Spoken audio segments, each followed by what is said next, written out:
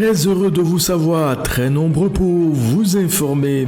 Nous ouvrons le premier rendez-vous de l'actualité économique de ce mois de novembre avec les échos de cette rencontre des cotonculteurs, des experts et des autorités qui étaient en concertation pour penser aux voies et moyens devant permettre à relancer la filière et relever les défis qui s'imposent.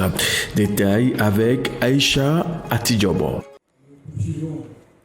Ils sont des cotonculteurs issus de toutes les régions du Togo et des experts internationaux venus partager leurs expériences et pousser la réflexion autour des défis de la filière coton. Organisée par la nouvelle société cotonnière du Togo, cette rencontre de 112 heures à Kara vise à susciter une nouvelle dynamique afin de relancer la production du coton togolais. Les actions à mener pour relever les défis qu'on rencontre depuis quelques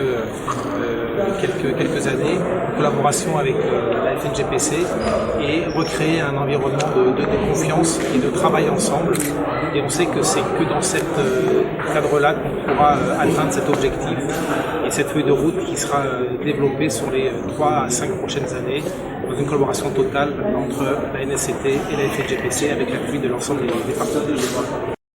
Relever les défis pour une filière cotonnière togolaise performante en 2025-2030, c'est le thème retenu pour ces travaux de la nouvelle société cotonnière du Togo en collaboration avec la Fédération nationale des groupements de producteurs du coton. Aujourd'hui, nous sommes là, c'est pour voir comment améliorer, comment chacun de nous, que ce soit au niveau de la NSCT, que ce soit au niveau de la FNGPC et de l'État, quelle pierre chacun doit apporter pour que jusqu'en 2030, on puisse atteindre au moins 150 millions de 100 millions. Donc nous avons fait des doléances au niveau en faveur du gouvernement pour avoir aménagé les arbres de 2500 hectares sur les 5 ans. Si l'État peut nous aider et s'enclaver aussi les pistes. Selon le président de la Fédération nationale des groupements de producteurs de coton, la filière traverse certaines difficultés malgré l'accompagnement du gouvernement togolais. Il en appelle à une remobilisation de tous les acteurs pour susciter un nouvel engouement autour de l'or blanc togolais. Ils sont une trentaine de jeunes talentueux start-upers en quête de visibilité et de financement. Il est question de faire valoir les savoir-faire à cette rencontre pour gagner la confiance des investisseurs. 2 jours durant, ces acteurs ont échangé sur divers points. Précision, Tino Ameganvi. Hector Okansé, à travers sa Health Tech, rêve d'un Togo où les solutions technologiques anticipent les besoins, sauvent des vies et rapprochent les services de ceux qui en ont le plus besoin. Clinica, il s'agit d'un logiciel qui permet de digitaliser le parcours du patient dans l'hôpital. On digitalise absolument tout dans l'hôpital et on supprime le papier afin d'optimiser la prise en charge du patient, la transparence dans la gestion des structures de santé et pour une meilleure coordination des soins de nos patients. Comme lui, plus de 30 startups africaines ont répondu présentes à la grande rencontre de l'innovation technologique en quête de financement, de partenariat et de visibilité. Face à elles, 40 investisseurs venus sonder le potentiel du continent. Pour la quarantaine de startups qui participent aux différentes formations de la GRIT, elles représentent une opportunité d'accroître leur visibilité. Pour accompagner les startups et les entrepreneurs dans la tech, c'est ici l'occasion de saluer l'ensemble des actions menées en partenariat avec la coopération germano-togolaise en fonction de la promotion de l'écosystème tech au Togo. C'est l'ambition portée par la feuille de route gouvernementale 2020-2025 qui place l'innovation au cœur de sa stratégie. Le Togo est petit par sa taille, mais grand par son ambition. Nous voulons être un laboratoire africain de la transformation digitale, un pays où les idées deviennent réalité et où les entrepreneurs écrivent le futur du continent. La stratégie Togo Digital 2025 mise sur la valorisation des données, l'intelligence artificielle et l'innovation ouverte comme levier de transformation. Les experts y voient une opportunité unique. Nous ne pouvons réussir qu'ensemble.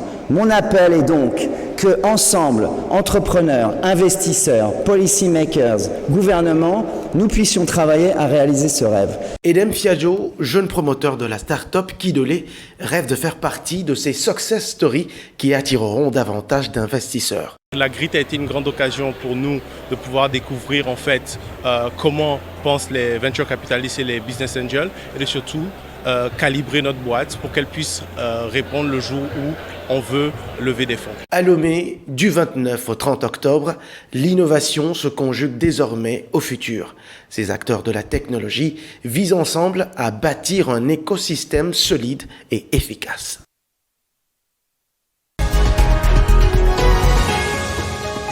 Et c'est avec la liesse que la première édition de cette rencontre de la technologie et de l'innovation s'est terminée avec des prix aux lauréats. Retour en image avec Florence Quickpass.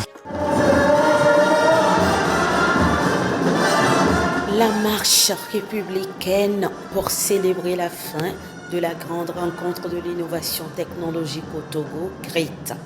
2 jours durant, ces entrepreneurs, investisseurs, start-up de l'innovation venus d'Afrique et d'ailleurs ont fait valoir leur savoir-faire technologique au service du numérique. Au terme des speeches, 6 champions dont 3 de la catégorie des start-up internationales et 3 de celles des start-up locales sont récompensés. Nous sommes spécialisés en ingénierie biomédicale, technologie médicale, énergie solaire et les solutions informatiques. Pour ce jour, nous avons apporté une table chauffante bébé Made in Africa qui est une innovation purement et 100% africaine, qui est un équipement utilisé dans les centres de santé pour pouvoir réchauffer, réanimer les nouveaux-nés souffrant d'hypothermie. Nous avons une plateforme qui permet aux régies publicitaires et aux agences de se parler et d'éviter de se distribuer les documents PDF et les documents Word qui peuvent être obsolètes à la minute où quelqu'un a réservé. L'objectif est de se déployer sur toute l'Afrique. Donc c'est une motivation supplémentaire, une énergie qui nous est donnée pour pouvoir déployer ce produit et être un champion africain. Des packs alimentaires de sauces locales. Donc nous préparons tous les ingrédients afin de faciliter la cuisine. C'est un honneur, une grande opportunité parce que cela fait 1 an que nous travaillons d'arrache-pied pour pouvoir avoir du financement, atteindre les objectifs et se faire connaître du marché togolais. De la créativité, de l'innovation, cette première grande rencontre de l'innovation technologique au Togo est un succès selon les initiateurs et reste au-delà d'une grande rencontre de l'innovation, un mouvement à en croire la ministre de l'Efficacité, du service public et de la transformation numérique.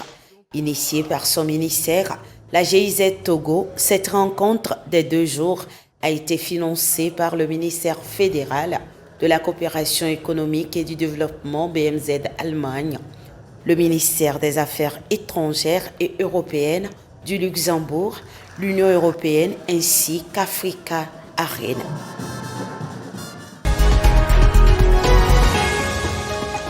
L'autonomisation des femmes au cœur des préoccupations, l'État y pense tout le temps. Pour joindre l'acte à la parole, une délégation des premiers dirigeants aux têtes au chevet de ces femmes qui se battent au jour le jour. Ceci dans le cadre de la Journée internationale de la femme rurale. Direction Kweklemé au pays Adja. Nous sommes dans le Moyen Mono pour vivre l'ambiance qui a prévalu avec Christophe Ekwe. Dans le Moyen Mono, plus précisément à Kweklemé, elles sont venues nombreuses pour célébrer leur journée. La Journée internationale de la femme rurale, un moment de reconnaissance pour celles qui nourrissent les foyers et font vivre les campagnes. Au Togo, nous savons qu'elles contribuent énormément à l'économie à travers leurs différentes activités de production, de transformation et de transport des produits agricoles. À travers ce thème, le gouvernement veut encore valoriser le leadership féminin et encourager la femme rurale. Un message bien compris par les autorités régionales. Le gouverneur des plateaux présent à Kweklemé a salué l'engagement quotidien de ces femmes dans la transformation du pays. La région des plateaux se réjouit donc d'accueillir cette célébration qui met en lumière ces femmes de courage, de dignité, de volonté, ces véritables bâtisseuses discrètes de la cohésion de nos communautés. La remise de matériel pour soutenir les activités agricoles de transformation et de commercialisation de nos mères, sœurs et enfants illustre bien la volonté d'agir du gouvernement. Une reconnaissance également portée par le gouvernement togolais à travers la présence de la ministre des Solidarités, du Genre, de la Famille et de la Protection de l'Enfance, venue réaffirmer la volonté du pays de renforcer le leadership féminin dans le monde rural. Sous la haute vision de son Excellence M. Faure Eswazimna Gnassingbé, président du Conseil, le gouvernement œuvre résolument pour l'autonomisation économique et sociale des femmes rurales à travers plusieurs programmes et projets. Nous devons aussi encourager davantage de femmes rurales à occuper des postes de responsabilité, à s'engager dans la gouvernance locale et à inspirer nos jeunes filles à croire en leurs talents. Moment fort de cette journée placée cette année sous le thème « Construire un futur plus inclusif, inspirer, éduquer et renforcer le leadership féminin », la remise de tricycles à plusieurs bénéficiaires pour leur permettre de mieux valoriser leur production et faciliter le transport de leurs récoltes. Entre danse, exposition et échange, cette journée à Kwekplémé a été à la fois festive et symbolique. Une manière de rappeler que sans les femmes rurales, aucun développement durable n'est possible. Et pour boucler cette édition du journal, sachez que les États-Unis et la Chine taisent leur ego sur le plan commercial pour désormais collaborer pour la vitalité des économies des deux pays. Écoutez.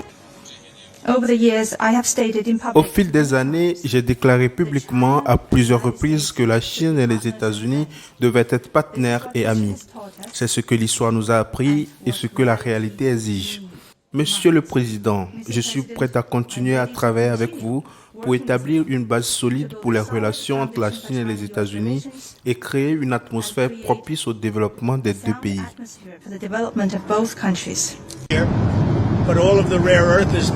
Toutes les terres rares ont été réglées et cela vaut pour tout le monde entier. Je veux dire, vous savez, dans le monde entier.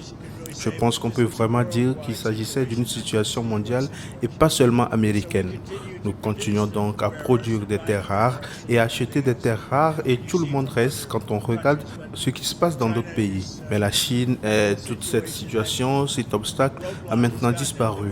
Il n'y a plus aucun obstacle concernant les terres rares. Espérons que cela disparaîtra de notre vocabulaire pendant un certain temps. Il s'agit d'un accord d'1 an et nous le prolongerons après 1 an, comme nous le faisons habituellement. C'est un accord d'1 an qui, je pense, sera très régulièrement prolongé au fil des temps. Point final à ce JT. Très bonne suite de nos programmes à vous tous et à très vite.